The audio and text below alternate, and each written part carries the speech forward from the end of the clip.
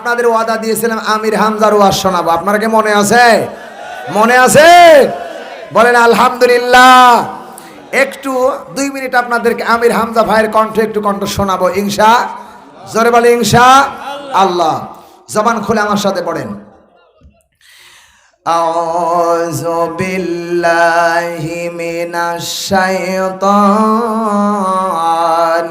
রাজিম। বিসমিল্লাহির রহমানির রহিম।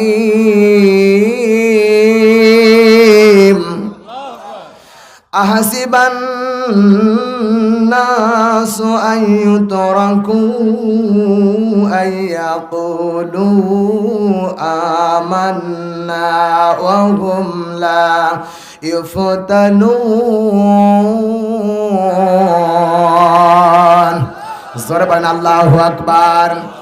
সিরাজগঞ্জবাসী সূরা আনকাবুত 29 নম্বর সূরা 20 নম্বর পারা প্রথম নাম্বার আয়াত বলছি, আল্লাহ রাব্বুল আলামিন ডাক দিয়ে বলতেছেন, হে নবী আপনি বলে দেন, মানুষ যদি বলে আমরা ঈমান এনেছি, এতটুকুই যদি কোনো মানুষ বলে আমি তাকে যতক্ষণ পর্যন্ত পরীক্ষা না করে কাউরে ছাড় দেব না। কথা বলেন। আহাসিবান নাসু আইয়ুতরাকু আইয়াকুলুনা আমান্না, মানুষ কথা বলবে হায় আল্লাহ আমরা ঈমান এনেছি কথা বলবে, আর আমি তাকে ছেড়ে দিব না। আল্লাহ বলেন ওয়া হুম লা ইউফতানুন, আমি আল্লাহ অবশ্যই তাকে পরীক্ষা করবই। বলেন বলেন। আমার ভাইরা আজকে ইমানদার যারা আছেন তাদেরকে আল্লাহ পরীক্ষা করেছেন। দীর্ঘ 13টি বছর মাওলানা দেলোয়ার হোসেন সাঈদী সাহেব পরীক্ষা দিয়েছে। এই যে বিএনপির নেতা কর্মীরা পরীক্ষা দিয়েছে, আলেমরা পরীক্ষা দিচ্ছে, কথা বলেন ঠিক কিনা? আল্লাহ রাব্বুল আলামিন বলেন আমি পরীক্ষা তাদের করব কি দিয়ে? কোরআনে কারীম তা বলেন ওয়ালা নাবলুওয়ান্নাকুম বিশাইইম মিনাল খাউফি ওয়াল জু। জোরে বলেন আল্লাহু আকবার। সূরা বাকারা 2 নম্বর সূরা 2 নম্বর পারা 19 নম্বর উপর 155 নম্বর আয়াতের প্রথম অংশ বলছি, আল্লাহ রাব্বুল আলামিন ডাক দিয়ে বলে ও নবী আপনি জানিয়ে দেন আমি আল্লাহ তাদেরকে সর্বপ্রথম যেভাবে পরীক্ষা করব, ওয়ালা নাবলুওয়ান্নাকুম বিশাইইম মিনাল খাউফ, তাদের অন্তরের ভিতরে ভয় দেব, প্রশাসনের ভয়, সরকারের ভয়, স্বৈরাচারের ভয়। কথা বলেন ঠিক কিনা? আমার ভাইরা সর্বপ্রথম আমি তাদেরকে ভয় দেব, ভয় দেখিয়ে দেব যদি আমার কথা না শোনো তাহলে তোমাদেরকে রাইফেলের গুলি দিয়ে হত্যা করা হবে।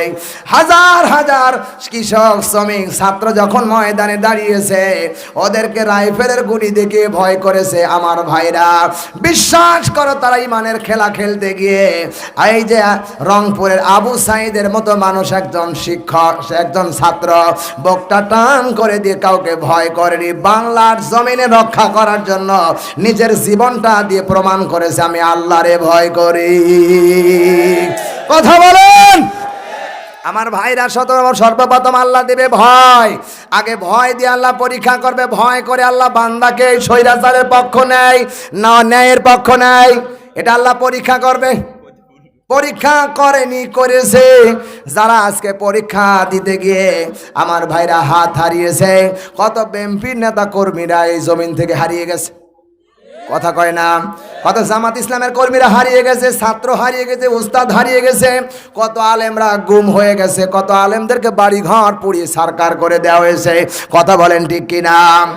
মাওলানা দেলোয়ার হোসেন সাঈদী সাহেবকে বলা হয়েছিল আপনি যদি একবার বলতে পারেন আমি যুদ্ধ অপরাধী সব আপনার থেকে মাফ করে দেওয়া হবে। আল্লাহর কসম একবারের জন্য স্বৈরাচারের কাছে মাথা নত করে নাই। বারবার বলেছেন বিড়ালের মতো 500 বছর বেঁচে থাকার দাম নেই, যদি বাঁচতে হয় সিংহের মতো 1 ঘন্টা বাঁচতে চাই। কথা বলেন।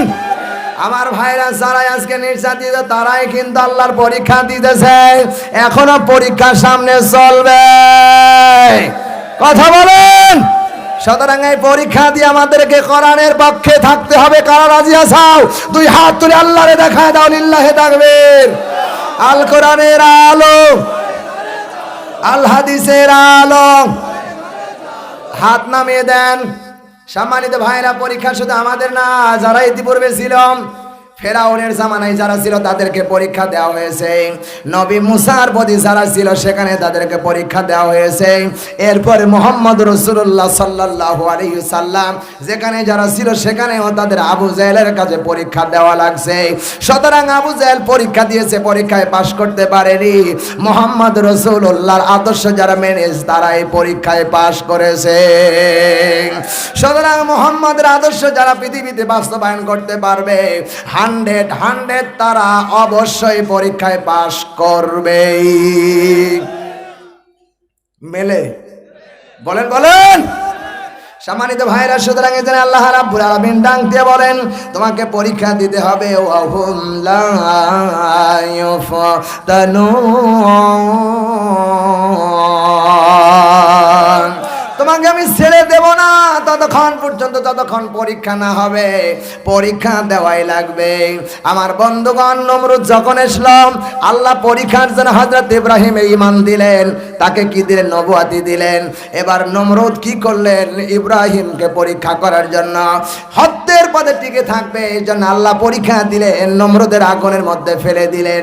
নমরুদের আগুনের মধ্যে ইব্রাহিম পড়ে গেল।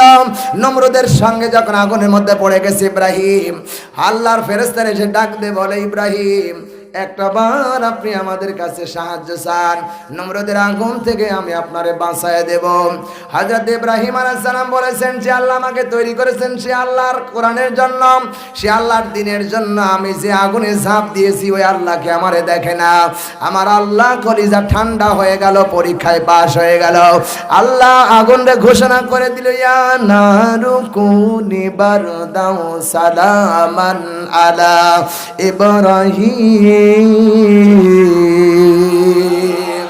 আল্লাহ আগুনের পর নোটিশ জারি করে দিল, ইব্রাহিমের জন্য গরম হবে না, ঠান্ডা হবে না, সালাম। সালাম মানে শান্তিদায়ক হয়ে যায়। সুবহানাল্লাহ বলতে পারেন নাই? এত শান্তি। ইব্রাহিম 40 দিন আগুনের ভিতরে ছিল পরীক্ষায়। হযরত ইব্রাহিম 40 দিন পর বেরিয়ে আসলো। জাতির লোকেরা জিজ্ঞেস করলেন, হযরত ইব্রাহিম খলিল আপনি পৃথিবীতে যতদিন বসবাস করেছেন কোথায় আপনি ভালো ছিলেন, শান্তিতে ছিলেন?